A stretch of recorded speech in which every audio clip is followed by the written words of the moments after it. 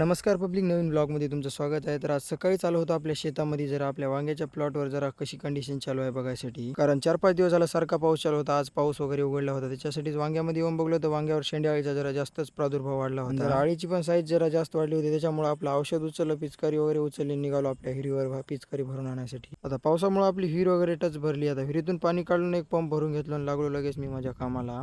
कारण आज सगळा दिवसभर आपल्याला पिचकारीच मारायची होती. आता वांग्याला तेवढं फराफरमध्ये मारून घ्यावं म्हणलं तर एक टाकी मारलं की पिचकारीची चार्जिंग संपली. 2-4 दिवस झालं पिचकारीची चार्जिंगच लावलेलं होतं मी. तेवढ्यातच घरी आलो, पिचकारी 1 घंटाभर चार्जिंगला लावलो आणि तिथून पप्पा आणि मी निघाले आपल्या दुसऱ्या वावराकडं.